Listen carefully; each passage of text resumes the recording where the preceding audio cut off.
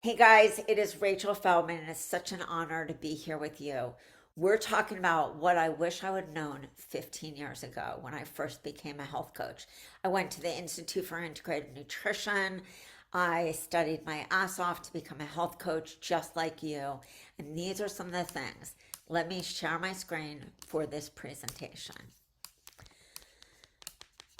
All right. All right. This goes from confidence to pricing and real community for health coaches.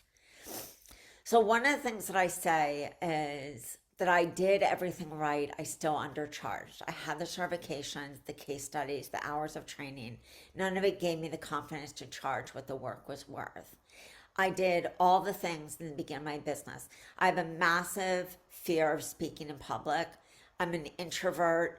People think when they see me on video that I'm extroverted, but that is totally not the case. So it was really hard for me to work on some of these areas that I knew would stop me from having a thriving business. And so in the beginning, I worked a lot locally, but as I realized that I wanted to have a international business, at least national, but also international, I knew that I needed to step beyond just my local community. I knew that I needed to be on video and especially on YouTube. And I knew that I needed to have a Facebook community. I did all of these things right. Certifications plus hustle were supposed to equal confidence.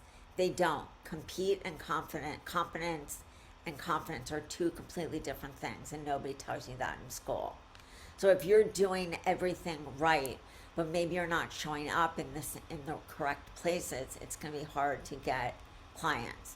So imposter syndrome was a big thing, and I will tell you, I just did a post today on how I still get into some comparison syndrome. Not as much imposter syndrome. I did a lot of trauma work on that, a lot of EMDR, a lot of RTM therapy. But the comparison syndrome is what gets me. So it was imposter syndrome cost me a lot. Years of underpricing, not months. Clients who could have paid more, they would have said yes at a higher price. But maybe you're not even asking. Energy spent justifying instead of working, hours to defending your price instead of doing the work you love. Momentum can hold you back. Every underpriced year delays the business that you actually want. And most importantly, the business that you can leave a 9 to 5 from. Or maybe you're a health coach and you lost your job. Or maybe you're a health coach and this is like your second career. You still need money to live on. So that imposter syndrome can just come and crush those dreams, crush even the fact that you have the expertise in everything you know, it just crushes it. So why health coaches especially struggle with this? Comparing yourself to coaches with more years in. You're measuring one chapter against another chapter's 10. I did this. Comparing yourself to medical professionals. You're not pretending to be a doctor. You don't need their credentials to be valuable. Believing one more certification will finally make you ready. It won't. Readiness was never the actual problem. But I see a lot of coaches, and if you're one of them, raise your hands up in your house as you're watching this, or as you're maybe listening to this on a walk. Another certification is not going to make you feel more ready. Now it's different if you're like, I'm a hormone coach and I want to go specialize in menopause, or I'm a gut coach and I want to advance my training. But when you get into massive over certifications, people think this is going to make them feel ready. You have to start before you're ready. You have to start messy. So the charge low trap. You feel undercharged to feel safe. You attract clients who don't value your work. You burn out before raising your rates. You quit the pricing conversation before it really actually gets started. So that your price reflects the transformation, not your resume. I'm going to say that again. Reframe. Your price reflects the transformation, not your resume. Clients aren't paying for your years of experience. They're paying for the result you help them get. Confidence is built. It's not a prerequisite. You don't wait to feel ready and then act. I was just saying this. You act and the confidence shows up after. So still these days, if I'm not doing enough videos, like that fear will set in, like, will I be good at a video? Can I handle this? It's just our brain tries to protect us so much. And then I'll just say, oh my God, get off my shoulder. Negative Nelly, this is not good for me. Or ridiculous Rachel, this is not good. And you have to say the same thing about yourself. Pick your next client, raise your price, notice what happens. Most of the time they say yes anyways, and the fear was louder than the actual risk.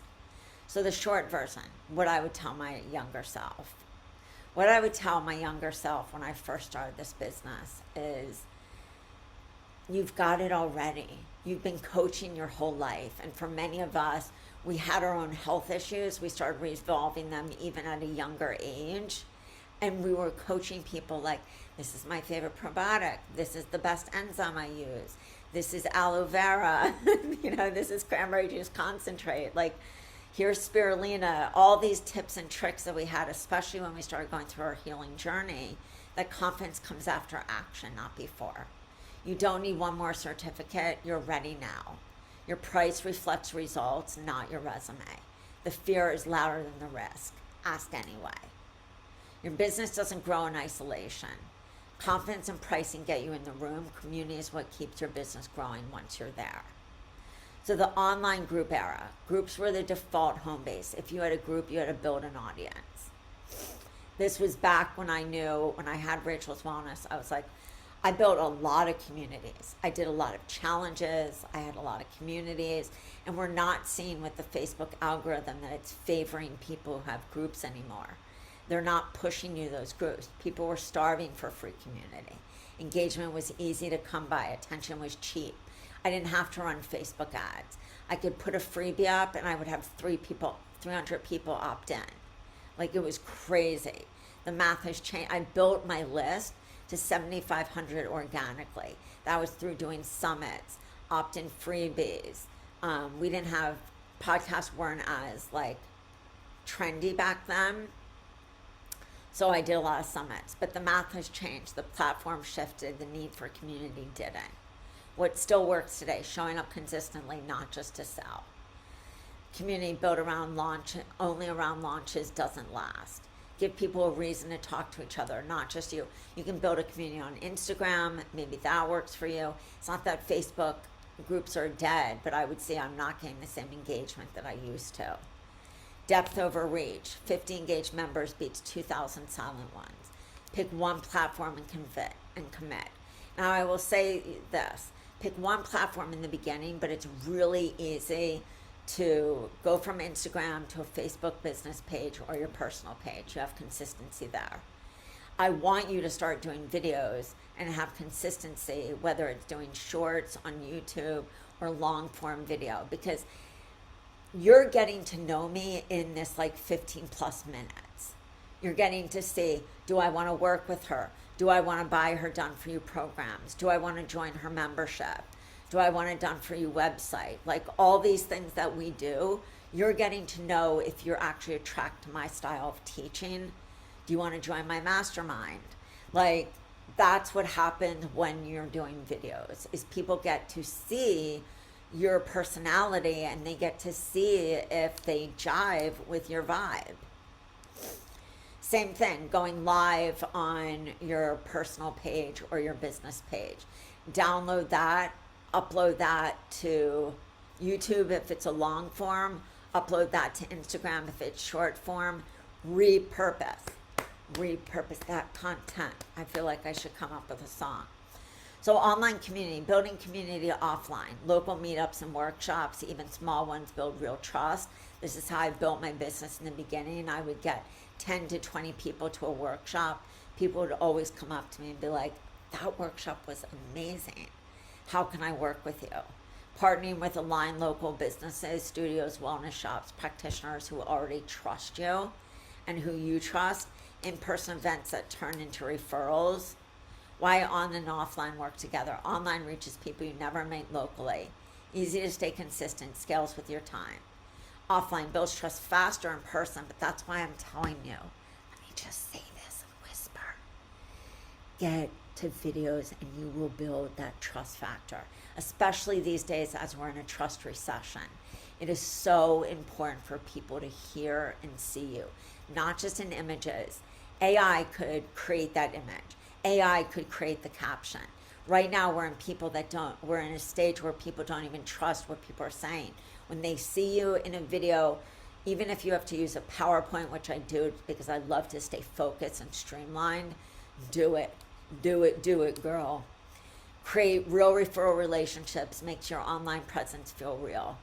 Where do you actually build community today? Online groups, people wherever your people are already gathering. Some people are doing school because they like that, school.com, you can look at that.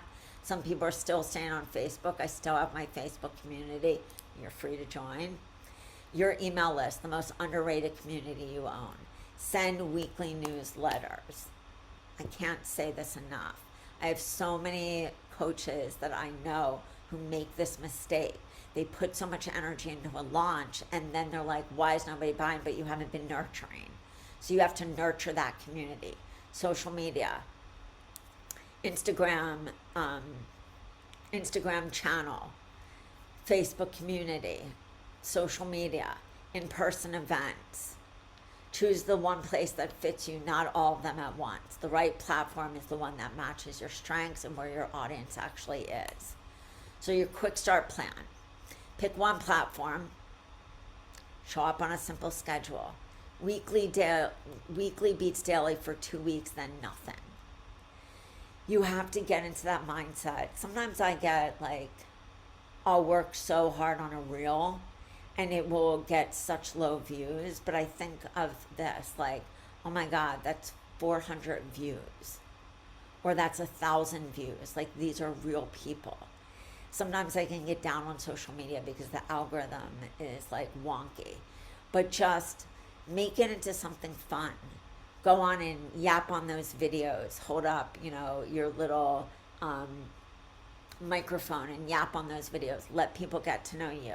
Yap in your stories. Let people get to hear you. Give people a reason to talk to you. Confidence plus community is the business that lasts.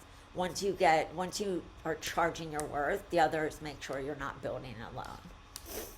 All right, so if you have any questions about working with me, or if you have any questions about the Done For You programs, book a call. You don't have to figure this out alone. So guys, I hope this has been amazing for you. I like to keep these like streamlined and to the point so that you don't have any wasted time. But this is what I wish I would have known. So you got a little personal history, a little origin story, and I think we're good for today. If you have any questions, hit me up. I'll put the discovery call link in the description. All right. Peace out, guys.